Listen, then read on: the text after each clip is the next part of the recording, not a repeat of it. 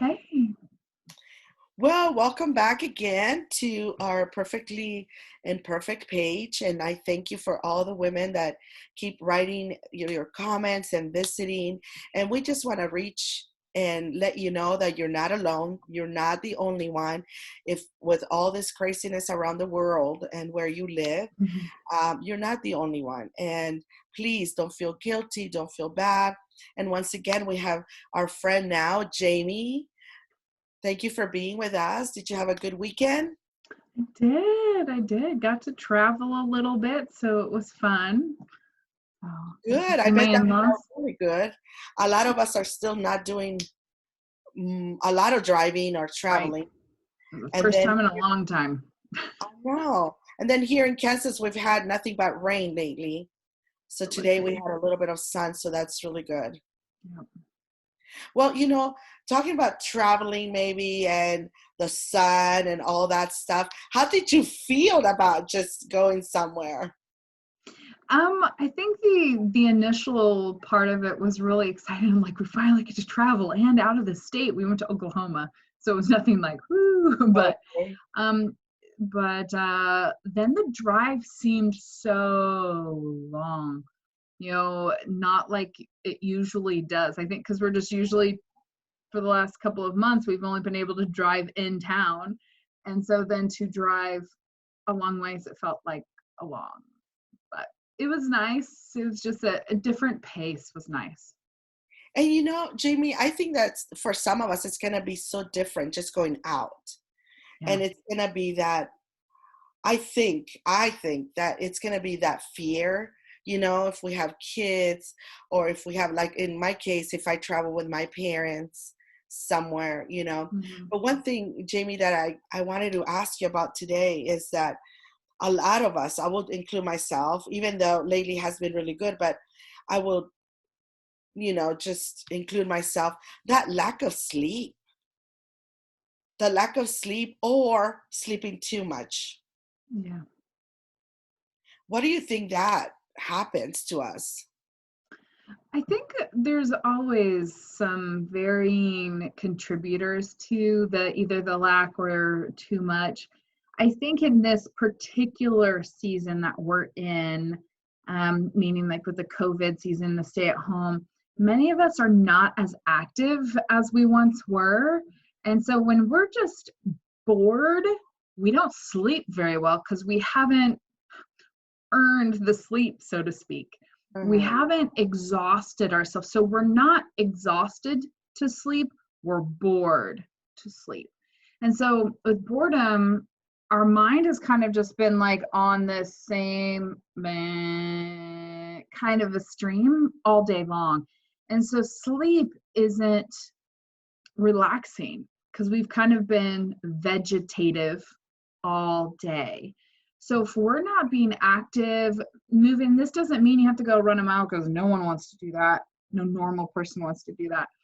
Um, but even just moving your body, walking, we've kind of talked last week about even just doing our own version of stairs or walking the hall or simply doing some push-ups or sit-ups or Pilates, yoga, something to move our body, and having a schedule and doing things, planning things in our home, or whatever we're doing to become tired. Um, but I also think sometimes it's worry, it's concern. A lot of times my clients, I encourage them to keep like a journal or a notebook I encourage this to be like plugged in the kitchen, outside of the bedroom, far away, because this should not be the last thing, nor should this be the first thing. Get a legitimate alarm clock kind of a deal.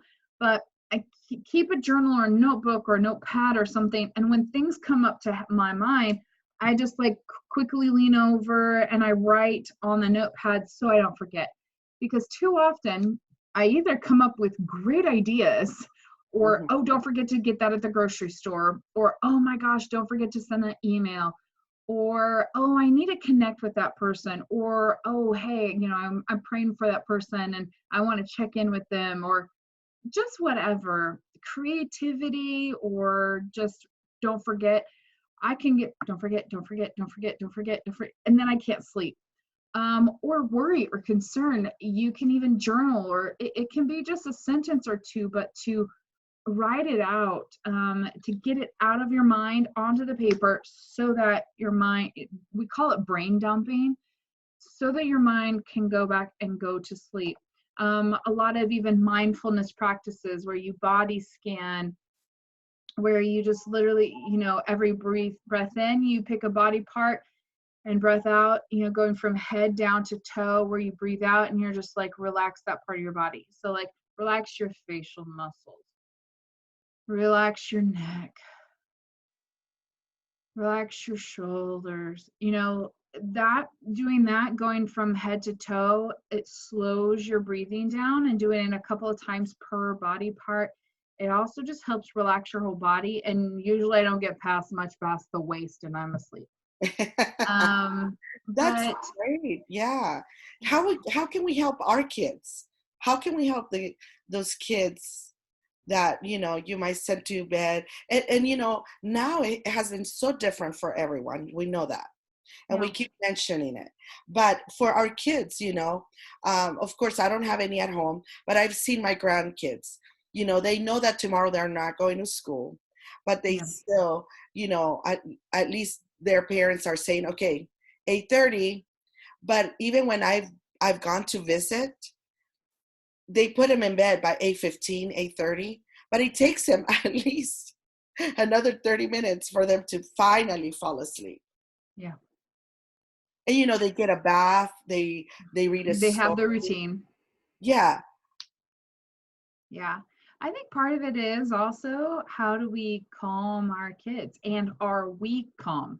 Are we, oh, I got to do this. I got to do this. Hey guys, like, let's just go to bed. Let's just go to bed. Okay, fine. Oh, we'll read one more book, one more book. Okay, let's do shower. Let's do this. Da, da, da, da, da. Because especially with little kids, they're going to feed off of your energy, your emotional state. So if they're going to be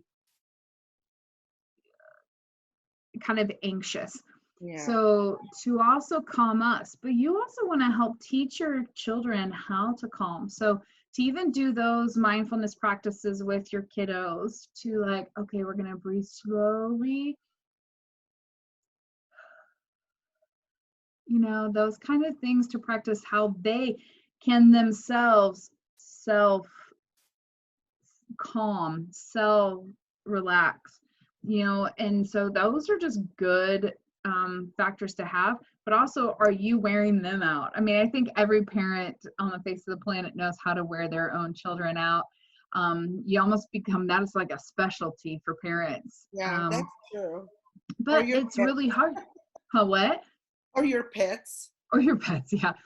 I think for right now, it's also difficult, similar to the kids. Hmm. Like in Kansas, we've been having rain constantly for days, and it's like it's cold.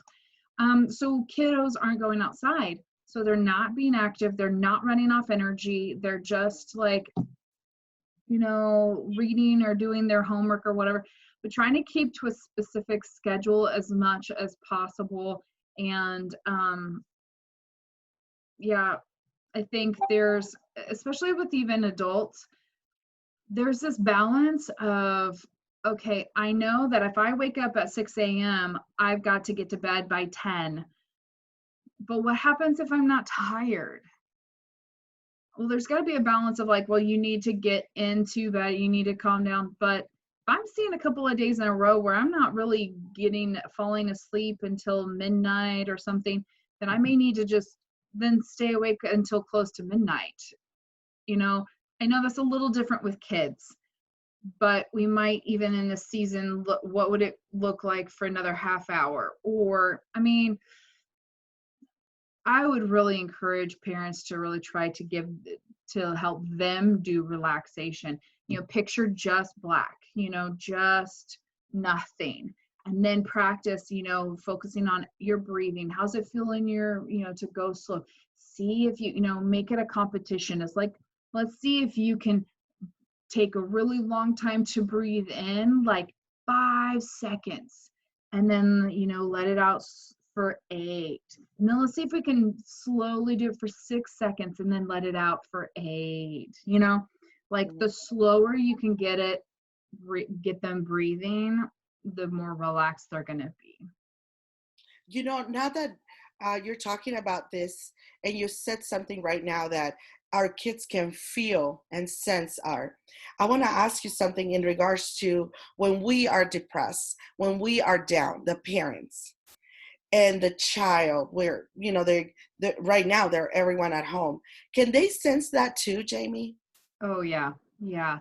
And depending upon their age, so let's say if they're under 2, predominantly if they're female, if they're under 2, they're communicating for the most part solely, they're learning how to understand and sense and feel about the world through their caregiver's emotional state.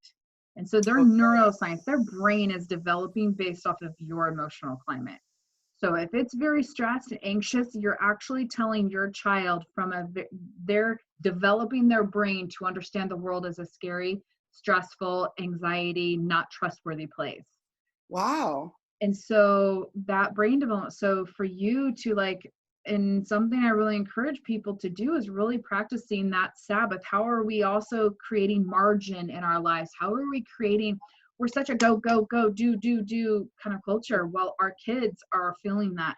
And we're not creating calm and peace. And so that's, I think, one of the many contributing factors as to why the anxiety and depression rate in this current generation is the highest it's ever been in history. And so Wow. we are a very anxious, or we are very depressed. And so we also like our kids, and then you even get into those younger years, that 2 to let's say 5 years of age, they're so egocentric that all of that they're going to reflect, and it's going to say something to them about them. Mommy is sad because I'm not good enough. Mommy is scared because I'm not doing things right. Everything that they're doing, like, that's not real, but it is for them. Hmm. And so many things around the world. Keep in mind, really under 7, they're just watching. It doesn't matter what comes out of your mouth. They're Yeah. watching and they're feeling you. And that is what is creating their world, and how they should act, how they should feel, how they should sense, how they should view the world and people, which, think about the last 2 months, and that's not helping that viewpoint of how we should view the world for little kids. Right, right. Um, And in that sense, Jamie, what about a preteen or a teenager when they already have their own world, you know? that revolves around them. Yeah. And nobody else, no matter what. I had 3 at home at one point, and no matter what mom or dad says, we all know the answers when we're teenagers or pre-teenagers. We're But the smartest at 16. It just goes downhill from there. so what I would like you to tell us, what will be the signs that we should be concerned? Because not everything, I don't know, I might be wrong, but not everything we should be concerned. Like, for example, I have a grandson, he's 12, and he has gotten to that age where he's in his room, he's either playing a game, reading, he loves Legos and puzzles. um, and then sometimes his parents will come and say, hey, grandma's home, or she came to visit, and he'll come and give me a hug, and if not, I'll go to his room. And not necessarily that he's doing anything bad, but how can we help this, or just know, okay, something's wrong, or instead of just being normal. I mean, I don't know about you, but sometimes I wanted to be alone in my room, and I just wanted to sleep. I wasn't on the phone because we didn't have a lot of these, Yeah. the computer and stuff. I just wanted to be at home, alone, my room. But there's times when I think, and especially now, you know, I was trying to ask one of the kids at church. I was texting back and forth, and I was asking her, how do you guys keep in touch? She said, well, most of our group has iPhones, so we try to FaceTime. and we Mhm. haven't seen each other, and I'm dying to see them and laugh like in real person. So how did, that sometimes scares me, even though I don't have kids at home. It just scares me with my grandsons. How can we know, okay, there's something different about just being alone and they're depressed? Yeah. I will say this is there's a lot of research, a lot of articles and books that are coming out on the loneliest generation. And honestly, it's a lot of this because and we as adults are now just kind of starting to feel this, or we have been in the last couple of months feeling this, Right. is that we don't get the same fill from seeing each other on Zoom or FaceTime. And so it's a facade of connection that still leaves me lonely afterwards. It's like, no offense, Roxana, but I enjoy and I love this, but when this shuts off, I don't feel like I'm extroverted. I need people to be energized. I need that connection.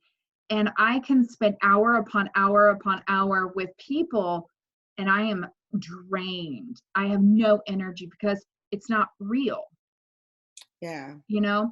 And so what is causing and it becomes a very confusing cycle for teenagers because they don't cognitively know is that I'm connecting with all of my friends on Instagram, on Twitter, on, FaceTime, Snapchat, all of these kind of things, but I'm not connecting with them in person. And so I still feel lonely. So then I go to the next thing and I feel lonely and I go to the next thing.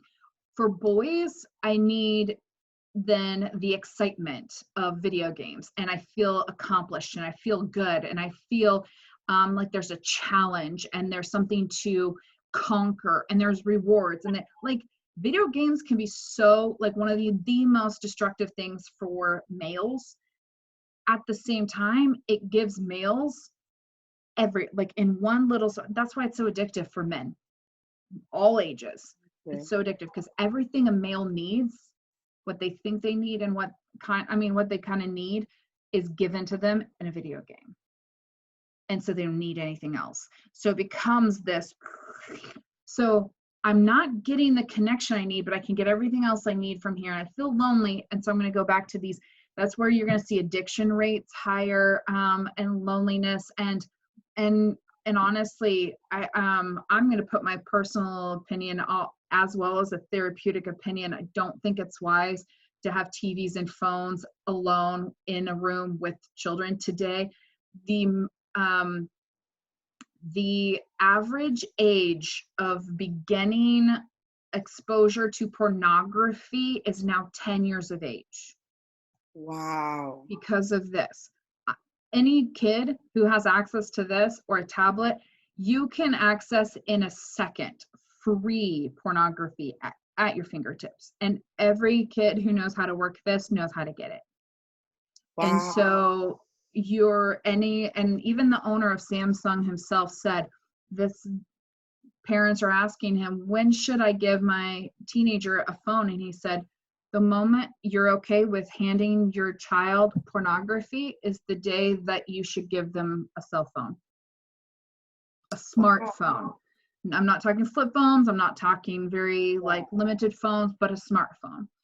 Same with a tablet, all those kind of things. Like, can gaming systems be out in the family room? And unfortunately, I mean, I think I'm going to go a little bit of a different direction, but I think it's still important for parents to hear is parents oftentimes parent because things are inconvenient for them, or it's like for them to have the gaming system in the living room, well, it's annoying, or well, then it invades in our time to watch a show. Like, okay, do you want an inconvenience or do you want an addicted child who then cannot have a marriage because he can't get off of the gaming or can't graduate college?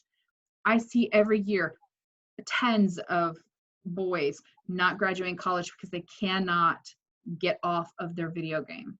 And they're spending tens of thousands of dollars to go to college. Like, it's Wow. crazy.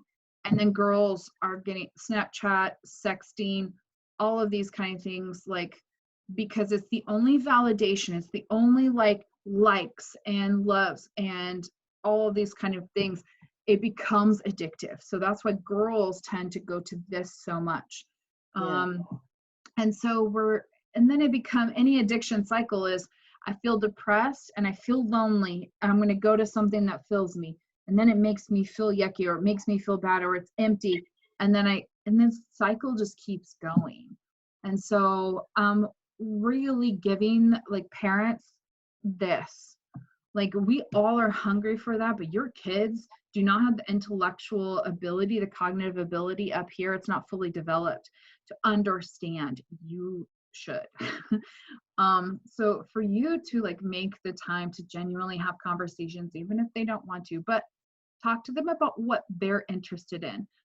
There's two books, one for children and one for adolescents, is Mhm. how to talk to your teenager so that they will listen, and how to listen, or how to listen so your teenager will talk, and how to talk so your teenager will listen.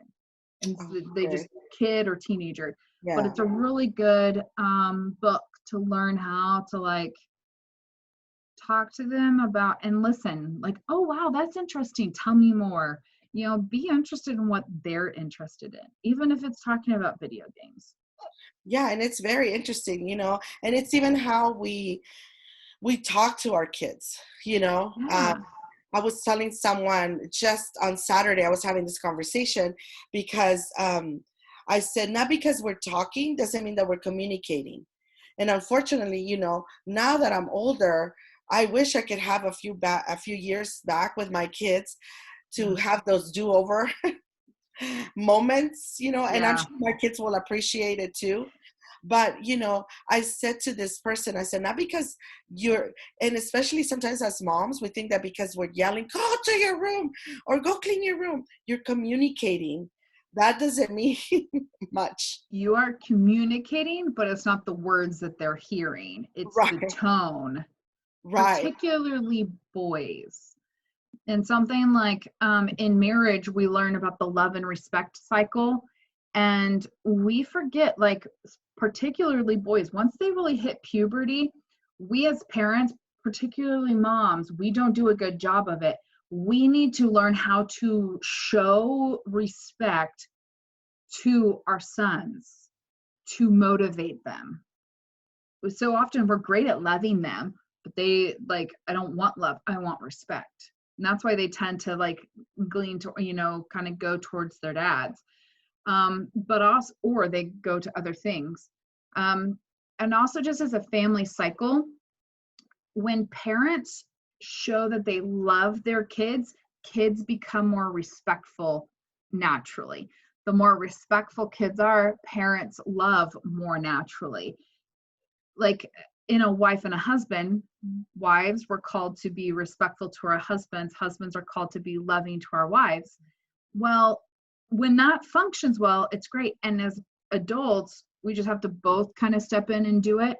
But for Mm. parents, you can't expect even a teenager or even a young adult child to do that. You've got to be the adult, and you've got to lean in to be loving. And loving's not just accepting and letting them do whatever they want to do. Correct. Sometimes it's tough love. Oftentimes, actually, children and kids, teens will actually experience tough love as better love than just letting them do whatever they want. But the more loving we are of who they are, like, I love you no matter what, the unconditional positive regard allows them, they kind of become more respectful automatically. And the cycle goes pretty well. Yeah, it's just so interesting, it's just, I mean, when we hear all the time, well, kids don't come with a manual. No. Or, and it's true. And unfortunately, as we get older, like I said, we learn all these things. But I want to thank you because these are so important things, especially now that it's just so different. Kids are not actually communicating with others.